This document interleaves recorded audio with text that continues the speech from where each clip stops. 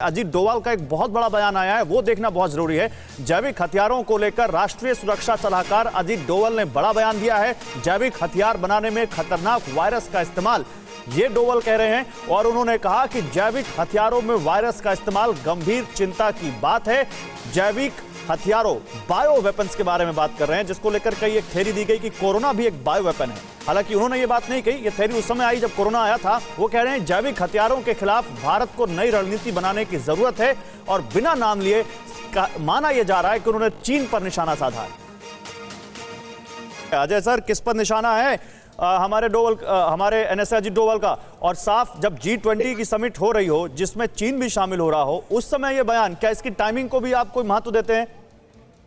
बिल्कुल, देखिए इसमें दो चीजें आपको देखनी चाहिए। सिर्फ चाइना ही नहीं है, चाइना इज अ फ्रंट, इसके पीछे भी बहुत कुछ है। आप देखिए जो वुहान वायरस लैब है जिसमें कि किसके हिस्सेदारी है, बिल गेट्स, फाइजर, मॉडर्ना। तो ये एक इकोनॉमिक कॉलोनाइजेशन की जो एफर्ट किया जा रहा है कि जिस दिन पेंडेमिक डिक्लेयर होती है उसके कुछ ही दिन के बाद फाइजर अपनी वैक्सीन के साथ आ जाता है। तो ये चीजें जो हैं, इसमें आप देखिए WHO अभी भी आपकी कोवैक्सिन को अभी भी उसमें डिली डाली कर रहा है। बिल्कुल। तो ये एक इकोनॉमिक कॉलोनाइजेशन का एफर्ट हो रहा है जिसमें कि चाइना एक बहुत बड़ा हिस्सा ले रहा है। और नहीं, लेकिन चाइना केवल कोरोना तक सीमित नहीं है। मैं सर आपके पास आऊंगा, मैं मंतोष जी तक आना चाहता हूं। देखिए, मैंने हिंद प्रशांत क्षेत्र की बात की।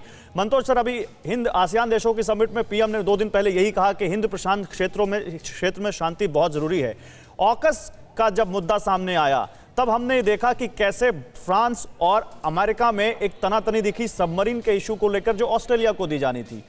और प्रधानमंत्री, हालांकि वो बात हुई दोनों के बीच, बाइडेन के बीच और मैक्रो के बीच, और ऐसा माना गया कि मामला शांत हो गया है। लेकिन आज जब प्रधानमंत्री G20 के बैकड्रॉप में मैक्रो से मिल रहे होंगे, तो क्या भारत उस ब्रिज का भी काम कर सकता है जो हिंद प्रशांत क्षेत्र में शांति लाए अमेरिका और फ्रांस के बीच, और चाइना क्योंकि उसका फायदा ना उठा पाए? क्या ऐसा भी कुछ हो सकता है? मुझे नहीं लगता है कि जब 2 शासनाध्यक्ष मिलते हैं यूजुअली, खास करके ऐसे फोरम में, सो किसी थर्ड और खास करके अपने से जो ज्यादा सुपर पावर इंटरेस्ट है उसके बीच के डिस्टरबेंस में पड़ने जाए। जो आधा घंटा 1 घंटे का जो मौका मिलेगा, that will be mostly served for France and India interest only.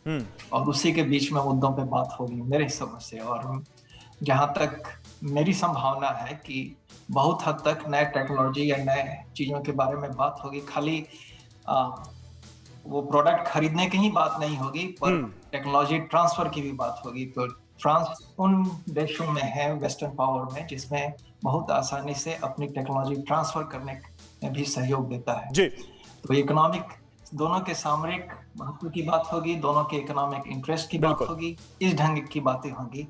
AUKUS या अदर कंट्रोवर्शियल सब्जेक्ट्स पे बातें नहीं होंगी।